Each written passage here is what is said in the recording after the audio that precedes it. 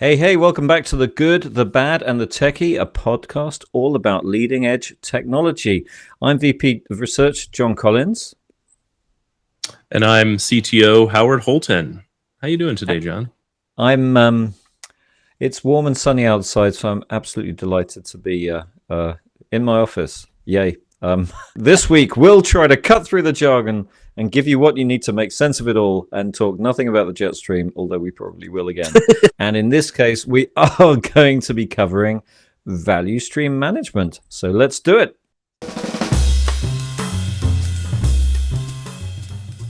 So the value stream management. What even is value stream management? I have just written an entire report about value stream management. It's the third report I've written on the topic, one every year for 3 years. And it still slightly boggles me that it exists as a thing. So because I've written it, we thought we'd talk about it. So maybe if I just give a bit of an intro to what I think it is, and Howard, you can kind of cut in at any point. And so even now, value stream management to me seems like one of those things that we invented because we didn't have anything to talk about on a Friday. And it's only a Tuesday. When do we go out with this? No, I don't mean us. It's been around for a while, right? But there's so many things that kind of sit in the, I don't know, in maybe a similar-ish space while we try to describe how to do and manage work, right? Like I would rather it was just like, give me work product management version 7, and that's the framework that I'll follow. But we keep naming these things new things, and I don't find that makes it easier to understand. Well, interestingly, two thoughts there. One is that the term itself, the term value streams came from the lean thing.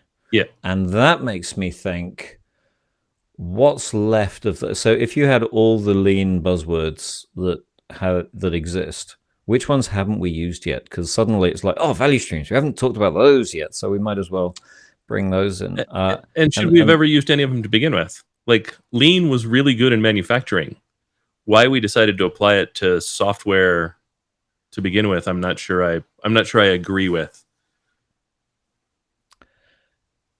Yeah, there's a kind of rabbit hole that it's worth jumping into. So the school of thought, which I think you've hit on a dilemma, because to have software development done in a structured way, and you can go into Eli Goldratt and the kind of productivity and pipelines and so on and so forth.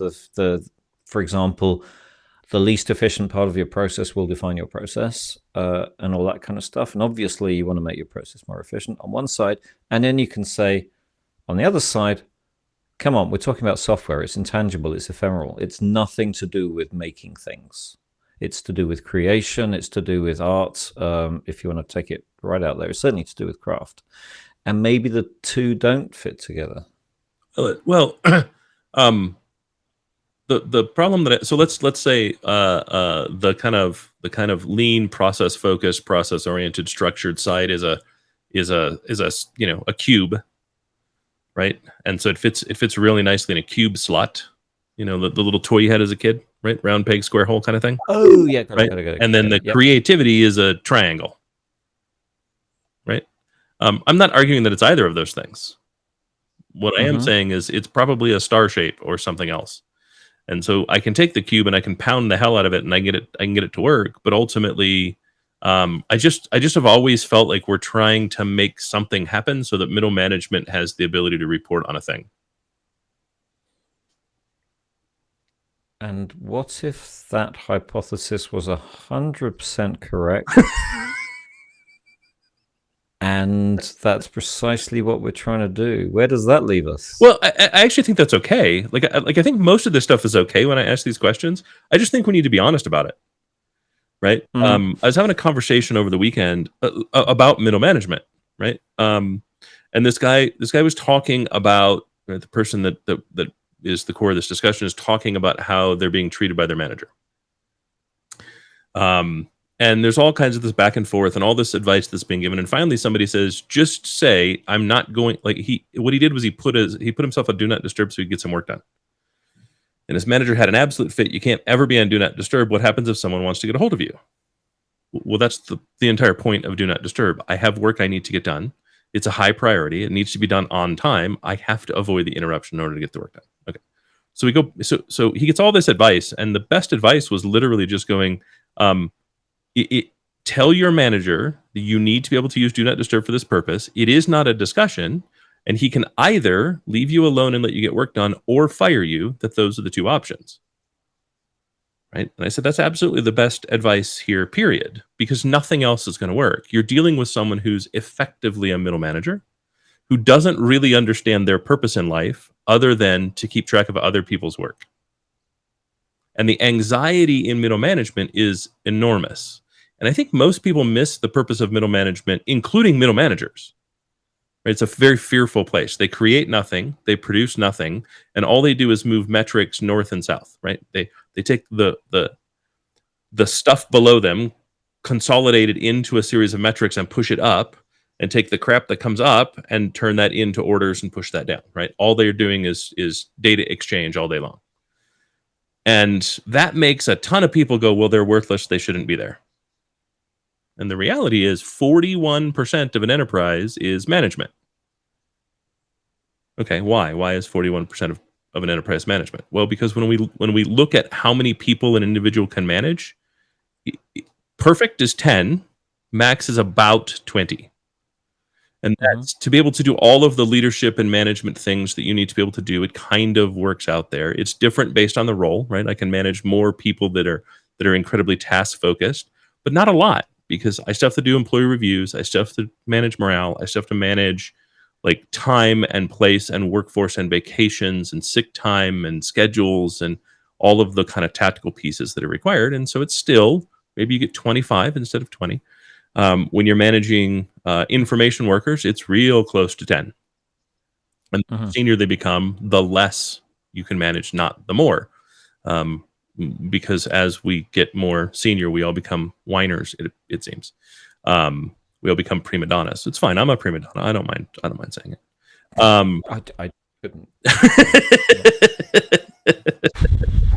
Not for me to say.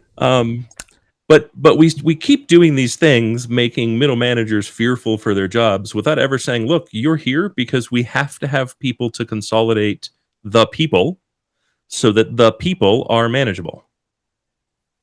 Right? And I think if we just started there, I mean, you have to. If I can only manage 10 to 20 individuals personally, right? Then once I hit that, I need a manager, and then I can have a series of 10 managers that then you can have one more person manage and another series of 10 managers. In an organization of 250,000 people, the layers of management, you don't have a choice but for that layer to be thick. And if I do a rough calculation, 100,000, that works out at about 41%. It does. It does. And I didn't make up the statistic. It is. I'm happy to share sources. It's fine.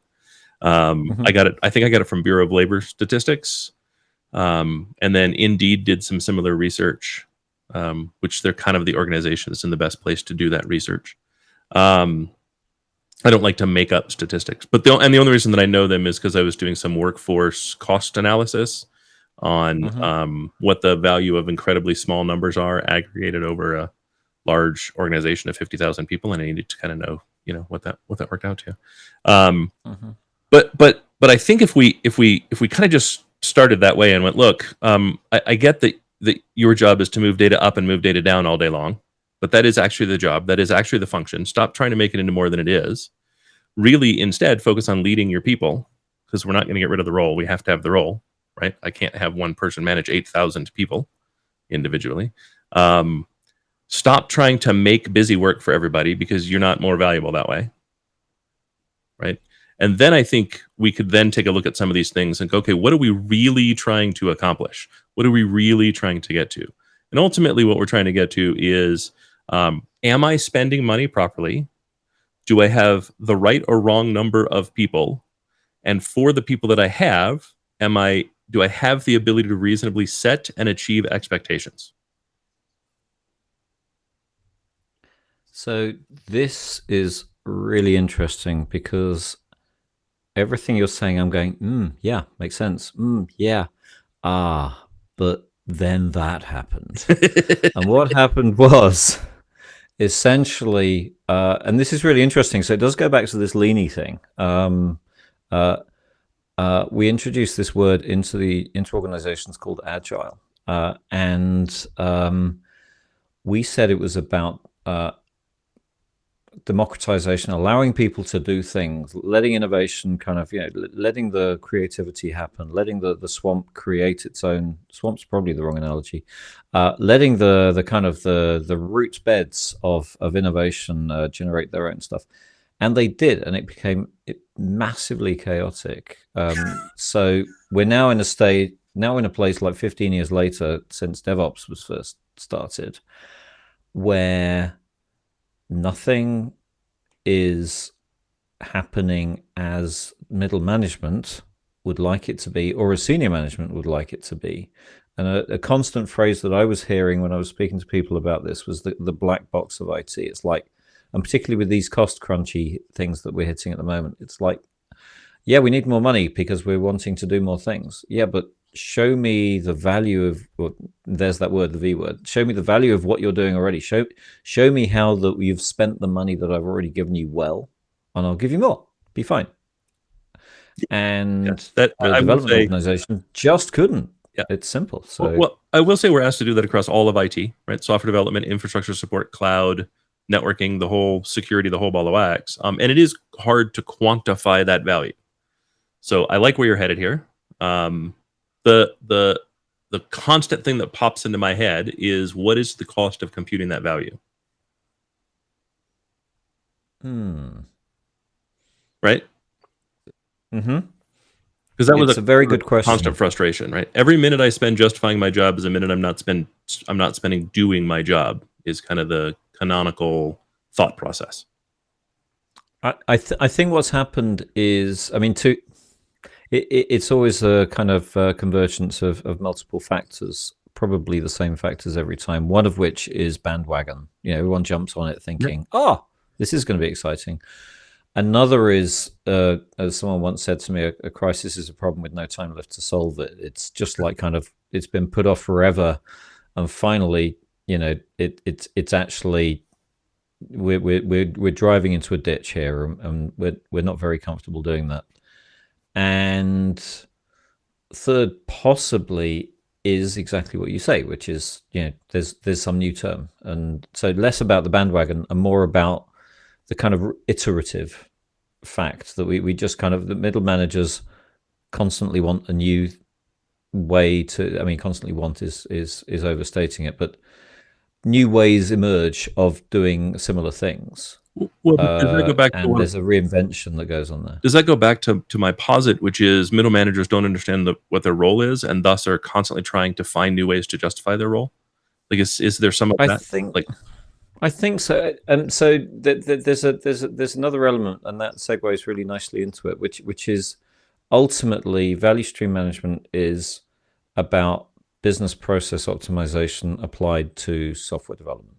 Okay, and similarly to in the 80s when we were looking at that, and the thing about process when you're in the middle, as Isabel Orgozo once wrote, when you're playing the game, you can't change the rules. Because if you try and change the rules, the nature of the game dictates that there will be massive consequences if you're trying to change. So you can't just say, hey, I think we'll change the way that we'll develop software this week, and I'm developing it. It's like, well, why are you changing it? Hang on. There's loads of ramifications to that. So when you are in a middle management role, you're kind of stuck between just trying to build a picture of what you've got, which is impossible, and then trying to, that it's inefficient, but all you've got is timesheets. All you can do is collect the information you're told to collect, and you kind of revert to dumb middle manager role, because the smart middle manager is suppressed in the back of your head. I buy all that. Right. I mean, the reality is we also kind of don't pay middle managers to be smart. right? Absolutely, There's a as very well. big piece of that, right? Okay, so we've talked about the organizational challenges. We've talked about kind of the product and production challenges. How does VSM help me fix it? So it's a very good question, and I think your dog has an answer to that.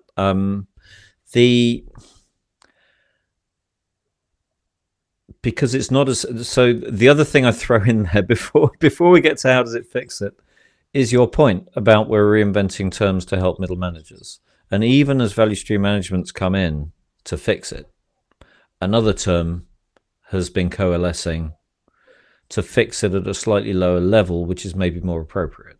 And that's simply called software development analytics, which is pretty much does what it says on the tin. You get information about your pipelines, and all you have is the information. What value stream management was, is, and will try to do is give middle management and senior management and business leadership the information they need to understand their portfolios, to understand risk, to see if the strategy is being enacted, see if customer value is being delivered. So, for example, you might be delivering new software functionality every day, but is it changing the amount that you're selling? Is it changing the customer experience in a positive way? All of those things. And is it causing me additional operational costs? Is it causing me additional, literally additional cloud costs, extra license costs I don't need to pay, whatever? So I should be able to link all of that information. So VSM is, if I were to try to describe it,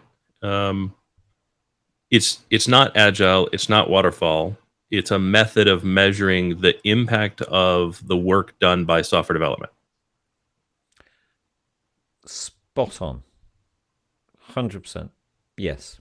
Okay. And therein lies the rub of what we found over the years of writing the reports. And hold my hand up to this a little bit, a lot, because when you start going up that track, you start seeing it as a kind of the stack I mentioned. It's it's not just about giving people what they need to drive their work. It's about giving their bosses and their bosses bosses and their bosses bosses, and it's like tortoises all the way up. And actually, and it was one of our colleagues, Dom McVitie, that is out there doing consultancy on this. He said, right now the buck stops with the engineering, so middle management of tech, if you like, the engineering managers. They're the people with the biggest problem right now, because they're not able to correctly surmise how much they need to spend in order to deliver what they're supposed to be delivering. So it's an efficiency question. They're feeling inefficient. And I was speaking to a big bank last week about, they literally know that they're spending too much, but they don't know what to do about it. How do they know they're spending too much? How to fix for that? How do they know they're spending too much? Because it's a bit like, how do you know that you're not planning your food, your meals well enough? Because your fridge is full, stuff's going off that never gets. So it's the symptoms, if you like. So they're spending a lot of money, but like they're continuing to invest, but their risk isn't decreasing. Their gross revenues aren't increasing. Their customer satisfaction isn't increasing. Because am I on the right track? They're still not hitting their deadlines. Their software testing costs are still growing, and they don't know how to get on top of that. So they're making investments, but they're not getting any returns, effectively. Correct. Or we should say, they're not getting any returns that they can accurately measure, because it's probably inaccurate to say they're getting no returns. And I think this is the crisis problem thing. That's been a consistent element of software development over the past 5 years. I mean, it's 50 years. It's the fact that the money. Well, yeah, it's the fact that the money's run out. So it goes from a kind of, we'll get round to making ourselves better at this as soon as we slow things down, to, crap, we need to get better at this now. because we can't. Yeah, this speed goes up. back to I prefer these times I prefer the lean times over the not lean times. I really do. I know that sounds weird, but even as a CIO, like I prefer them. The pressure is way different, and the pressure is kind of enormous, right? Because you're asked to do more with less. That's kind of the thing everybody says. At the same time, it's when you can really like. I find I can always get funding right now for efficiency projects, and efficiency projects seem to really make the biggest difference in, I don't know, my satisfaction. Like I can look back on efficiency projects and go, that change I made that has a ripple effect that is huge, has a measurable impact to my organization in a really positive way. And because I did that during a downtime, I did that when money was hard to get, when money was expensive, when this stuff was critical, I also know it's going to be sticky. Right? So many of the things that we do when money is cheap seem neat, seem interesting. We never really do an ROI on them, right? They make some measurable impact, but we don't know if it's a profitable impact. And then when money gets tight, those are the same things that are cut. Oh, that's not core to the business. We're not doing that anymore. Shut it off. Right? And so you don't make a lasting impact. But if I make an efficiency impact, if I change process to show value during a downturn, that's going to stick around forever. Absolutely. Right? And yeah, which boss doesn't like someone coming to them and saying, I'm going to save you some money. I'm going to cut our costs. Well, and especially like as the CIO, the best part about it is being able to go to sit in the room with the other executives, all of whom are talking about cutting costs, all of whom are talking about being fiscally responsible, and being able to go, yes, me too. Not the CEO telling the CIO you have to, or the CFO telling the CIO you have to, but the CIO standing up and saying, yes, me too. Right? This is what I've done proactively. This is what I'm doing proactively to change that equation for technology. A department that ultimately we have so much fixed cost and we're seen so often as, the cost of doing business. Right? You can't go back to your landlord and say, hey, we'd like to pay 25% less in rent for our office buildings. Right? And we're often seen very similarly. I mean, you can try, right? It doesn't often work. But we're seen very similarly. And so the ability to do that, the ability to kind of pull that stuff out is always fun to do. And additionally, I kind of have the ability to go, okay, you want me to cut, 7 heads, 10 heads, 50 heads, the cost for that is whatever it is, right? 10 heads, the cost for that is $1 million. Fine, I'll save $1 million of operating expense elsewhere. We're leaving the heads alone. I'll save you 1.2. If I can save you 1.2, I get to keep the heads, right? And generally that works. And I can always save that 1.2. And there's definite merit to the insights. There's definite insights that you can get out of value stream management and out of the tools that work with it. So I'll give you an example. A lot of the tools came to early success just in showing how people were trying to develop too much at once and then throw it at the testing team, and then the testing became so things were just ramming up against testing and then slowing down until it was blindingly obvious that the delivery date. So you end up with two choices: either you send something out untested, or you have to split the delivery. Yeah, and it's a brave organization that sends software out untested. It's a common organization that sends software out at the best of times. Well, yeah. I was talking to one organization that they said they hit this kind of angst wall of kind of, we really don't want to because we're trying to be a really good organization here, but oh crap. Yep. Been there kind of thing.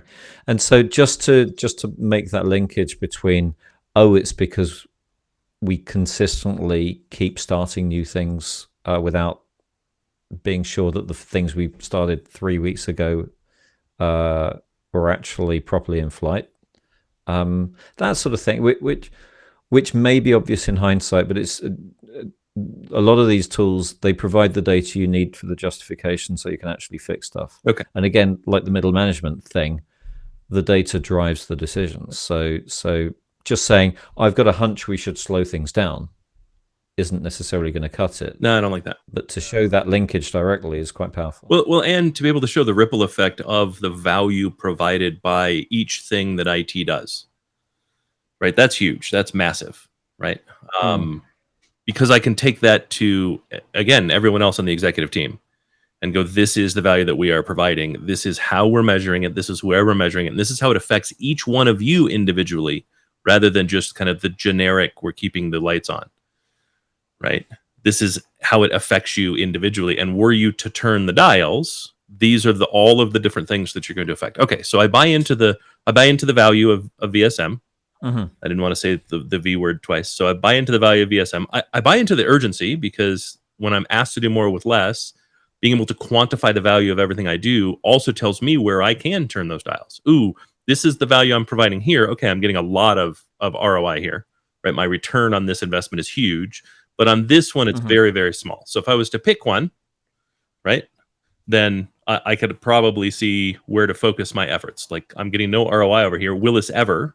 You know what I mean? It allows me to ask a bunch of questions of that while leaving the stream alone that's making money. Okay, so I buy the urgency, I buy the value, I buy the urgency. So then I have two questions for you, because these are the ones that tend to kind of kick you in the teeth. So if I say the value of VSM is a 5 to my organization out of possible 5, and the urgency also, because money is tight, is a 5, right? And so finding efficiency and knowing where to focus your efforts around finding efficiency is going to be really important. And it seems like the tools will tell me that, or kind of guide me in the right direction. Then the two questions I have are on the other side: complexity and cost. What's the complexity to implementing VSM going to be? And then what is the cost to implementing VSM going to be? And just on a scale of 1 to 5, I don't need hard numbers, and we can kind of spend 2 or 3 minutes talking about them.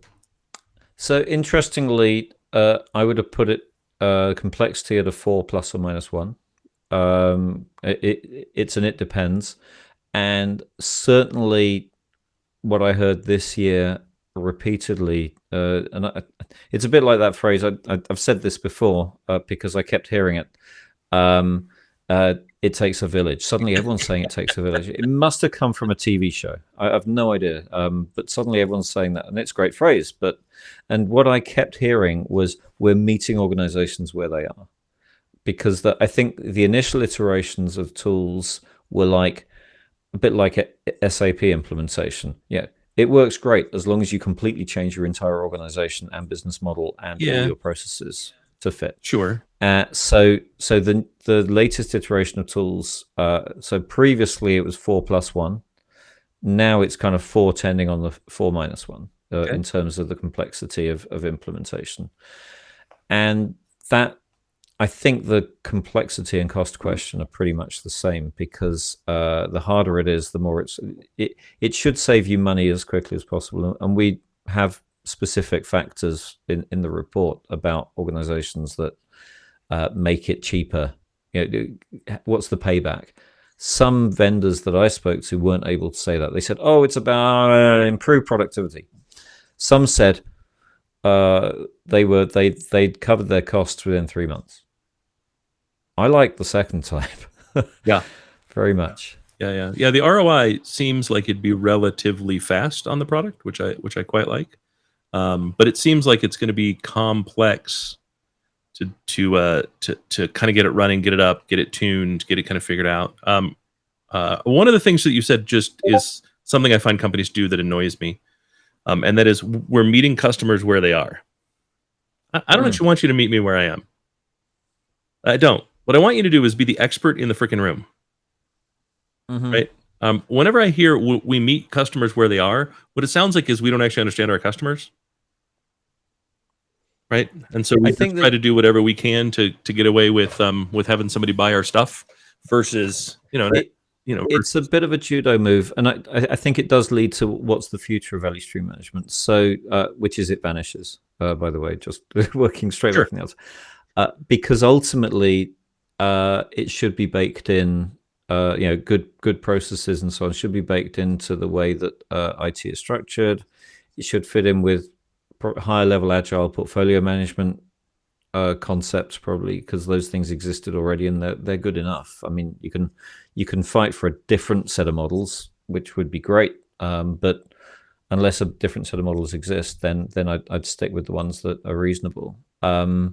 So taking people from where they are into that better, more business oriented, and the way that you expressed it, deliver the technology that you create needs to have an impact and a measurable impact. That's where this tooling is going. So from a starting point of actually showing people what they're doing at the moment, it's not necessarily it's not losing any of the authority. It's just saying, here's a picture of what you do, but then it must then say, and here's where we're trying to take you. Agreed. And this is how to get there. Absolutely. Well, this has been absolutely fantastic. I came into this as a skeptic, just expecting to hear yet another term that I'm going to be annoyed by, and instead, I got to be honest, you kind of changed my mind. I realize we're somewhat paid to say that, but it is true. Well, that's good, because I started as an evangelist and I've ended as a skeptic. So, I guess what goes around. That's very true. Well, this has been another episode with the good, the bad, and the techie. I hope everyone finds it enjoyable. If there's a topic you want us to touch on, please leave comments. If you agree or disagree, leave comments. John and I will get plenty involved.